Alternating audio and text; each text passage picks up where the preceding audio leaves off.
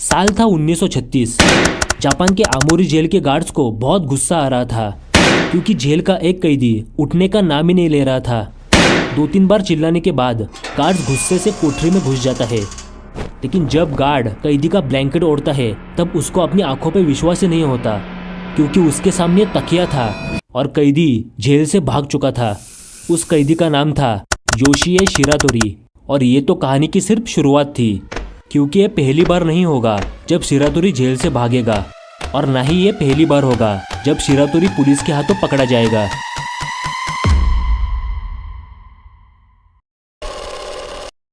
दरअसल शिरातोरी ने कोई बड़ा क्राइम किया ही नहीं था, वो तो बस एक छोटा मोटा चोर था। लेकिन पुलिस जब एक चोरी और कत्ल के मामले में गुनहगार को ढूंढ रही थी तब उन्होंने शिरातोरी को पकड़ा। हालांकि शिरातोरी चोरी का गुनाह कबूल कर लेता है लेकिन पुलिस उसको टॉर्चर करके कत्ल का गुनाह भी कबूल करवा लेती है जो कि उसने किया ही नहीं था।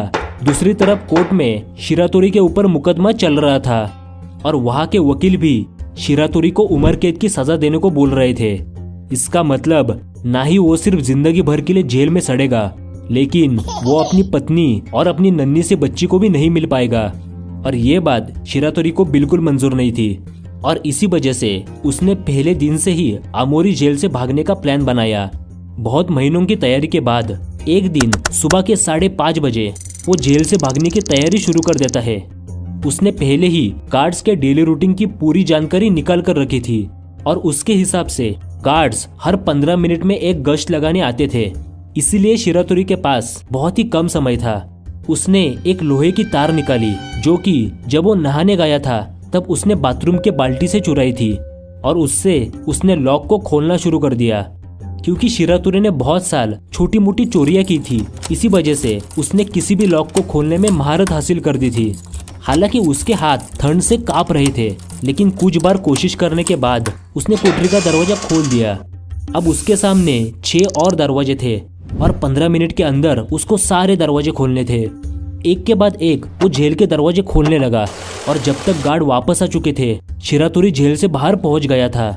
लेकिन गार्ड्स को ऐसा लगा कि शिरातोरी अभी भी सो रहा है क्योंकि शिरातोरी ने तकिया ब्लैंकेट के नीचे छुपा कर रखा था ताकि उसको जेल से भागने का और टाइम मिल सके। वो तो सुबह गार्ड को पता चल गया कि शिरातोरी भाग गया है। शिरातोरी का प्लान तो सफल होता दिख रहा था लेकिन जेल से बाहर आने के बाद क्या करना है इसके बारे में उसने सोचा ही नहीं। इसी वजह से जेल से भागने के बाद ना ही उसके पास खाने को खाना था और ना ही उसके पास पैसे थे। इसी वजह से वो आमोरी शहर में ही अपना गुजारा करने के लिए वो छोटी मोटी चोरियां करने लगा। और इसी वजह से सिर्फ 3 दिन बाद ही वो एक हॉस्पिटल से कुछ चीजें चुराते पकड़ा जाता है और इसी तरफ वो फिर से आमोरी जेल के सलाखों के पीछे आ गया।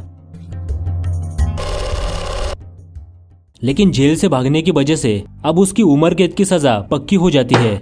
इसका मतलब वो अपनी फैमिली से अब कभी नहीं मिल पाएगा। लेकिन ये तो कुछ भी नहीं था क्योंकि 1939 में दूसरा महायुद्ध शुरू होने के बाद शिरातोरी को आमोरी जेल से अकीता जेल में भेजा गया और वो जगह शिरातोरी के लिए कोई नर्क से कम नहीं थी क्योंकि वहाँ के गार्ड्स शिरातोरी का जीना हराम कर देते थे। उनको पता लग गया था कि शिरातोरी पहले जेल से भागा है, इसीलिए शिरातोरी का टॉर्चर करके वो बाकी कैदियों के लिए एक एग्जाम्पल सेट करना चाहते थे ताकि कोई भी कैदी जेल से भागने का सोचे ही ना। इसलिए हर रोज वो शिरातोरी को बेरहमी से मारा करते और बहुत ही ज्यादा काम भी करवाते थे। इसके अलावा बहुत ही ज्यादा ठंड में भी उसको कंक्रीट की जमीन पे सोने को बोलते।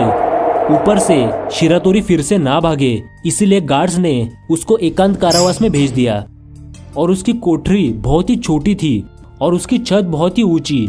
वहां तो रोशनी भी ठीक से नहीं आ पाती, सिर्फ ऊपर एक छोटी सी खिड़की थी ताकि कोठरी में थोड़ी हवा आ सके। इसके अलावा जेल की दीवारें पीतल के धातु से बनाई गई थी जो कि बहुत ही ज्यादा स्मूथ होती है, इसीलिए किसी भी सामान्य व्यक्ति के लिए दीवार पे चढ़ना नामुमकिन था। इतनी सारी सुरक्षा होने के बावजूद गार्ड्स यहाँ तक नहीं रुके। उन्होंने 24 घंटे शिरातोरी के हाथ हथकड़ियों से लॉक कर दिए। गार्ड्स ने शिरातोरी की जिंदगी मानो एक नर्क जैसी बना दी थी। लेकिन वहाँ का सीनियर गार्ड मिस्टर कोबायाशी को शिरातोरी के ऊपर बहुत ही दया आती थी। उन्होंने कभी भी शिरातोरी के ऊपर ऊंची आवाज में बात तक नहीं की, बल्कि जब बाकी गार्ड्स शिरातोरी को मारते तब कोबायाशी खुद शिरातोरी को बचाने आगे आते। और शायद यही चीज शिरातोरी को इस नर्क में गुजारने में मदद कर रही थी। ऐसे करते करते कुछ साल बीत जाते हैं, लेकिन एक दिन जब बहुत ही जोरों से बारिश हो रही थी, तब एक गार्ड शिरातोरी के कोठरी को देखता है और उसको देख के गार्ड्स के होश ही उड़ गए, क्योंकि शिरातोरी अपनी कोठरी में से गायब हो चुका था। तो गार्ड दरवाज़ा खोल के अंदर आता है और उसके सामने सिर्फ शिरातोरी की हथकड़ियाँ बची थी। इतना सारा बंदोबस्त होने के बावजूद शिरातोरी यहाँ से कैसे भाग गया? पहली बात तो हथकड़ियाँ शिरातोरी के ऊपर बेकार थी, क्योंकि वो हथकड़ियाँ खोलने में माहिर था। वो छोटी से छोटी चीज़ों से भी हथकड़ियाँ खोल सकता था। और इधर उधर ढूंढने के बाद उसको एक वायर का टुकड़ा मिल गया और उससे उसने जेल से भागने की तैयारी शुरू कर दी। पहले तो वायर से उसने हथकड़ियाँ खोली। उसके बाद क्योंकि कोठरी छोटी और ऊंची थी, इसी वजह से शिरातोरी अपने पैर और हाथों की मदद से दीवार पे चढ़ने लगा, क्योंकि शिरातोरी के पास एक और काबिलियत थी और वो चिपकली जैसा दीवार पे चढ़ सकता था। अब उसके ऊपर छत की खिड़की थी जिस पे मेटल की सलियां लगी थी, लेकिन खिड़की की जो फ्रेम थी वो लकड़ी से बनी थी। इसी वजह से शिरातोरी हर रात अपने हथकड़ियों को वायर से खोलता और पीतल की दीवार पे से ऊपर चढ़कर खिड़की को जोर जोर से हिलाता ताकि वो लूज हो जाए, और फिर नीचे आने के बाद हथकड़ियों को वापस लगा देता ताकि गार्ड्स को शक न हो। और ऐसा करते करते कुछ महीने बीत गए और एक दिन खिड़की निकल जाती है। अब शिरातोरी को सिर्फ सही दिन का इंतजार करना था, और 15 जून 1942 को जब बहुत ही ज्यादा बारिश हो रही थी, उस दिन शिरातोरी जेल की छत पे से निकल जाता है और बारिश की वजह से किसी को कानो कान खबर नहीं होती। जब पुलिस को पता चला कि शिरातोरी भाग गया है, तब पुलिस ने शिरातोरी को पकड़ने में अपनी पूरी जान लगा दी। यहाँ तक कि कोबायाशी भी हर जगह शिरातोरी को ढूंढ रहा था। दूसरी तरफ शिरातोरी को पता था कि वो यहाँ से घर नहीं जा सकता, क्योंकि पुलिस वहाँ पे पहले ही तैनात होंगे। इसीलिए 3 महीने इधर उधर भटकने के बाद शिरातोरी खुद कोबायाशी के घर पे पहुंच गया।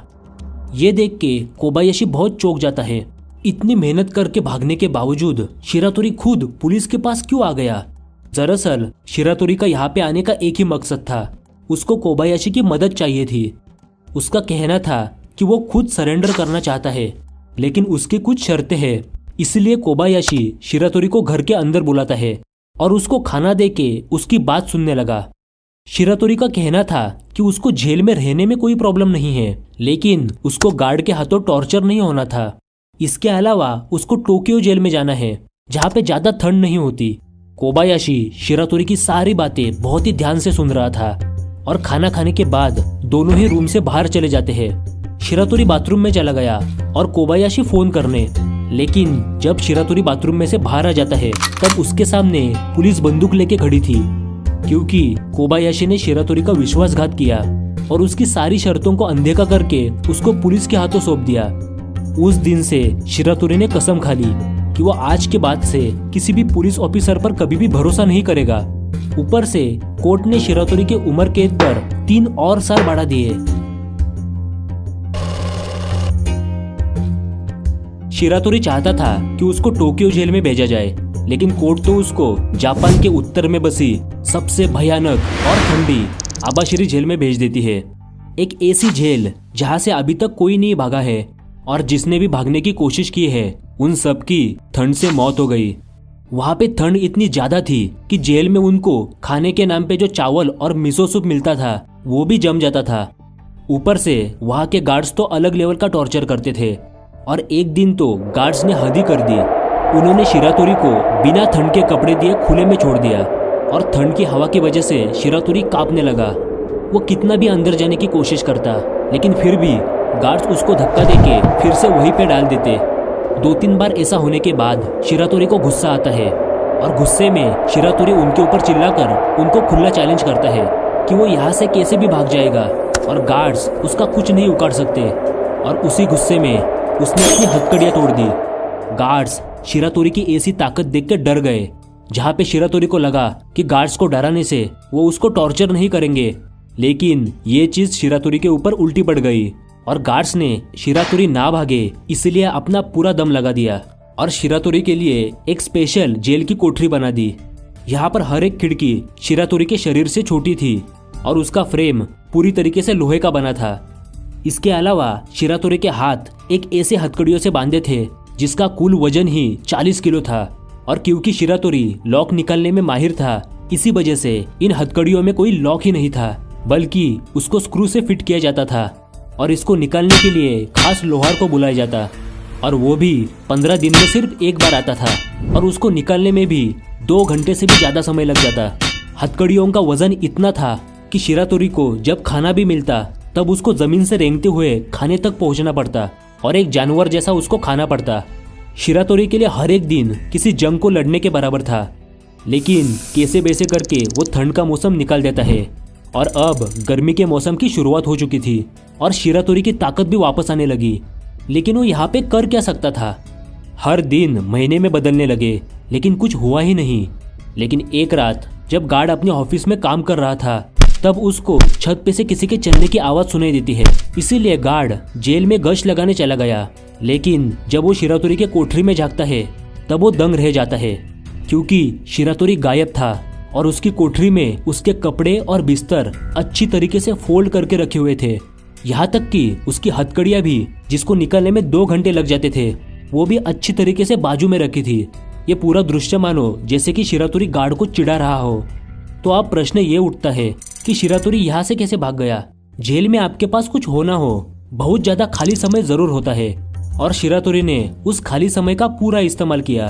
वो हर रोज जो खाना उसको मिलता उसमें से मिसो सूप बचा के रखता था, और कैसे बैसे मिसो सूप की छींटे अपने हथकड़िया और दरवाजे के खिड़की की फ्रेम में डालता, क्योंकि अगर लोहे के धातु के ऊपर नमक लग जाए तो वो धातु गंजने लगता है। और क्योंकि मिसो सूप में नमक होता है, इसीलिए शिरातोरी हर रोज थोड़ा मिसो सूप बचा के रखता और गार्ड्स के जाने के बाद अपने हथकड़ियों पे डालता। हर रोज ऐसा करने के बाद पहला स्क्रू निकल गया, और कुछ और महीने यही चीज करने के बाद उसकी हथकड़ियां और खिड़की की फ्रेम निकलने लगी। लेकिन काम अभी भी पूरा नहीं हुआ था, क्योंकि जैसे कि मैंने आपको पहले ही बताया कि वहां पर कोई भी खिड़की ऐसी नहीं थी जहां पर शिरातोरी फिट हो सके। तो यहाँ पर शिरातोरी अपने एक और काबिलियत का इस्तेमाल करता है। खिड़की से बाहर जाते वक्त शिरातोरी ने अपना शोल्डर डिसलोकेट कर दिया। इसी वजह से जहाँ पर भी उसका सर फिट हो सके वहां से वो निकल सकता था। अब उसके सामने एक गार्ड था, इसी वजह से वो गेट से बाहर अब नहीं जा सकता था। लेकिन तभी उसको वहां पे टूटी हुई खिड़की दिखाई दी और उसके जरिए वो छत के ऊपर से निकल जाता है। दूसरे दिन जब गार्ड को पता चला तो गार्ड शिरातोरी को ढूंढने बर्फीले पहाड़ पे चले गए, लेकिन वहां शिरातोरी का कोई आता पता नहीं था।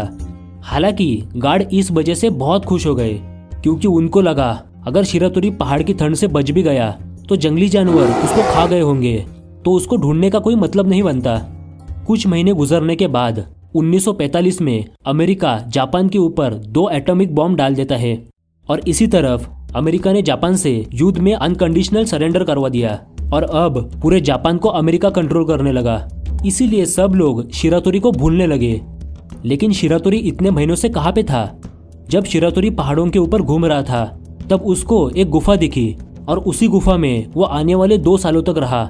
वहीं पर वो आग लगाकर गर्मी से बचता और छोटे मोटे जानवर को मारकर उसी आग में पकाकर खाता।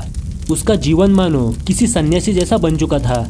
लेकिन 2 सालों तक ऐसा रहने के बाद बाहर क्या चल रहा है ये जानने के लिए वो बहुत उत्सुक था। इसीलिए वो पास ही के गांव में चला गया, और गांव की मौजूदा परिस्थिति को देख उसके होश ही उड़ गए, क्योंकि हर जगह पे अमेरिकन सोल्जर्स थे। सारे साइंस इंग्लिश में थे। जापानीज लड़कियां अमेरिकन लड़कों के साथ घूम रही थी। उसको तो समझ ही नहीं आ रहा था कि ये हो क्या रहा है। लेकिन जब उसने अखबार पढ़ा तब उसको पता चल गया कि जापान अमेरिका के खिलाफ युद्ध में हार चुका था। उसको पता लग गया था कि अब छुपने का कोई फायदा नहीं। इसलिए वो अपनी पुरानी जिंदगी को पीछे छोड़ के अपने परिवार से मिलने दक्षिण दिशा में जाना शुरू कर देता है। हालांकि वो गुफा में शिकार करके खाना जमा करता था, लेकिन शहर में ऐसी चीजें करना इतना आसान था नहीं। इसीलिए वो भूख से तड़प रहा था। तभी खेतों में से जाते हुए उसको कुछ टमाटर दिखे, और इतने दिनों से भूखा रहने की वजह से उसने बिना सोचे समझे टमाटर तोड़ के खाना शुरू कर दिया। और ये उसकी सबसे बड़ी गलती थी, क्योंकि ये हरकत करते वक्त उस खेत के मालिक शिरातोरी को देख लेते हैं। और उन दिनों उस गांव में एक चोर घूम रहा था, और उस किसान को लगा कि वो चोर शिरातोरी ही है। इसी वजह से शिरातोरी और उस किसान के बीच लड़ाई होती है, और उस लड़ाई में शिरातोरी के हाथों किसान की मौत हो गई। शिरातोरी वहां से भागने ही वाला था, लेकिन गांव के लोग शिरातोरी को पकड़ लेते हैं और बिना समय गवाए उसको पुलिस के हाथों कर दिया। पुलिस को पहले लगा कि ये तो कोई आम आदमी है, लेकिन उनको तो बाद में पता चला कि उनके हाथों जेल से भागने वाला बादशाह योशिए शिरातोरी लगा है। 1947 को शिरातोरी को सापोरो जेल में भेजा गया, लेकिन इस बार उसको उम्र कैद की बजाय सीधा फांसी की सजा होती है। इसका मतलब पिछली बार की तरफ उसके पास टाइम भी नहीं था।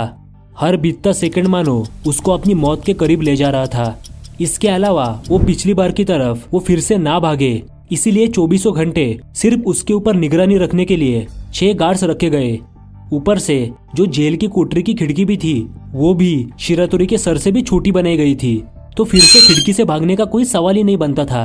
पूरी की पूरी जेल आबाशिरी जेल से भी कई गुना ज्यादा बेहतर बनाई थी। गार्ड्स इतने कॉन्फिडेंट थे कि उन्होंने शिरातोरी को हथकड़ियां भी नहीं पहनाई।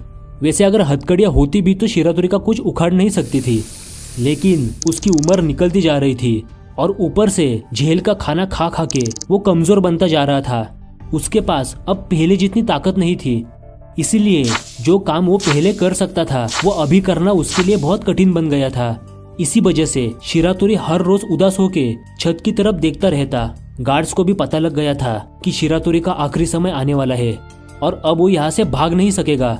हालांकि जब भी शिरातोरी नहाने जाता तो गार्ड्स हर रोज शिरातोरी की कोठरी की छानबीन करते। कुछ हफ्ते बीतने के बाद ठंड का मौसम भी चालू हो गया था और उससे शिरातोरी और भी ज्यादा कमजोर बन गया। वो ज्यादातर वक्त अपने बेड में सोता रहता और गार्ड्स ने कितना भी चिल्लाया तब भी वो नहीं उठता। शायद उसको भी पता लगना शुरू हो गया था कि अब ये यहाँ से कभी नहीं बाहर निकल पाएगा, लेकिन गार्ड्स की बात ना मानना ये चीज गार्ड्स को ज्यादा हजम नहीं हुई और एक दिन वो शिरातोरी को सबक सिखाने चले आए। लेकिन जब वो ब्लैंकेट ओढ़ते हैं तब उनके सामने सिर्फ लकड़ी के तख्ते थे और शिरातोरी फिर से गायब हो गया। अब उसने ये कैसे कर दिया? दरअसल शिरातोरी उदास होकर छत को नहीं देख रहा था, बल्कि वो जानबूझकर ऐसी हरकतें कर रहा था ताकि गार्ड्स का ध्यान भटक जाए। इसीलिए गार्ड्स ने अपना पूरा जोर खिड़की और छत के ऊपर लगा दिया और इसी चक्कर में वो जमीन को देखना ही भूल गए। दरअसल लकड़ी के तख्तों के नीचे थोड़ी खाली जगह थी जो कि जमीन से जुड़ी थी, और जब शिरातोरी को ये बात पता चल गई तब उसके दिमाग में जेल से भागने का प्लान बनने लगा। पहले तो उसने लकड़ी के तख्तों को निकाला और नीचे जाके जिस बाउल में उसको खाना दिया जाता था उससे ही खुदाई करना शुरू कर दिया। इसी तरफ हर रोज वो लकड़ी के तख्ते अपने ब्लैंकेट के अंदर डालता, जहाँ पे गार्ड्स को लग रहा था कि शिरातोरी सो रहा है। उनको तो पता ही नहीं चला कि वो सारा टाइम जमीन को खोद रहा था और ये शिरातोरी की जिंदगी का सबसे आसान एस्केप निकला। अब तक शिरातोरी 4 से भी ज्यादा जेल से भाग चुका था और उसकी उम्र भी 40 के पार पहुंच गई थी और अब वो जेल से भाग भाग कर मानो थक गया था। ना ही वो अपने परिवार से मिल सकता था, ना ही वो चैन से रह पा रहा था। लेकिन उसका जेल से भागने का ये चूहे बिल्ली का खेल अब खत्म होने वाला था, क्योंकि लगभग 1 साल बाद शिरातोरी एक बेंच पे बैठा था। तब एक पुलिस वाला उसके बाजू में आके बैठ जाता है। शिरातोरी ये देख के डर गया और वो पुलिस को देख के भागने ही वाला था, लेकिन क्योंकि पुलिस वाले को शक न हो इसलिए वो वहां पर ही बैठा रहा। लेकिन तभी वो पुलिस वाला एक ऐसी चीज करता है जिससे शिरातोरी भौचक्का रह गया। वो शिरातोरी को सुट्टा देता है। ये देख के शिरातोरी चौंक गया, क्योंकि उन दिनों जापान में सुट्टा बहुत ही महंगा हुआ करता था और कोई ऐसी महंगी चीज शिरातोरी जैसे मामूली आदमी को दे रहा है। इस घटने से शिरातोरी की आंखों में आंसू आ गए, क्योंकि आज तक सारे पुलिसकर्मी ने उसका टॉर्चर ही किया था। यहाँ तक कि सीनियर गार्ड कोबायाशी ने भी उसका विश्वासघात किया और ये ऑफिसर नेक भाव से इतनी महंगी चीज उसको दे रहा है। और ये देख के शिरातोरी ने उस पुलिस ऑफिसर को सारी सच्चाई बता दी कि उसका नाम योशिए शिरातोरी है और वो गार्ड के टॉर्चर और फांसी की सजा की वजह से 4 बार जेल से भागा था। लेकिन ये तो शिरातोरी की खुशकिस्मती थी कि ये पुलिस वाला ईमानदार निकला और उसने शिरातोरी को जापान के जस्टिस डिपार्टमेंट को सौंप दिया और उन्होंने फिर से शिरातोरी को जेल में डाल दिया। लेकिन उस वक्त तक जापान का जस्टिस सिस्टम पूरा बदल गया था। उन्होंने शिरातोरी की पूरी बातें सुनी और यह फैसला किया कि किसान की मौत शिरातोरी ने अपनी सुरक्षा के लिए की थी। इसी वजह से कोर्ट ने शिरातोरी के ऊपर से खून का गुनाह वापस ले लिया। इसके अलावा 4 बार जेल से भागते वक्त गार्ड्स के हाथों इतना टॉर्चर होने के बावजूद शिरातोरी ने किसी भी गार्ड को खरोच तक नहीं पहुंचाई थी। इसी वजह से वहाँ की कोर्ट शिरातोरी को सिर्फ 20 साल की सजा देती है और ऊपर से उसको टोक्यो की जेल में भेज दिया, जहाँ पे ज्यादा ठंड नहीं थी और वहाँ के गार्ड्स भी शिरातोरी से इज्जत से पेश आते थे। हालांकि उन्होंने शिरातोरी फिर से ना भागे इसका पूरा बंदोबस्त करके रखा था, लेकिन शिरातोरी को भागना भी नहीं था। वो इतने सालों से जेल से नहीं बल्कि बेरहम गार्ड्स और फांसी की सजा से भाग रहा था। इसी वजह से शिरातोरी ने पूरे सम्मान के साथ अपनी सजा को कबूल किया। लेकिन 14 साल बाद ही 1961 में उसको अच्छे बर्ताव की वजह से जमानत मिल गई और योशिए शिरातोरी अपने परिवार को वापस मिलता है। लेकिन उस वक्त तक शिरातोरी के पत्नी का देहांत हो चुका था और उसकी बेटी भी बड़ी हो चुकी थी। लेकिन शिरातोरी की कहानी पूरे जापान में फेमस हो गई और पूरा जापान शिरातोरी को एक एंटी हीरो की तरफ से देखने लगा।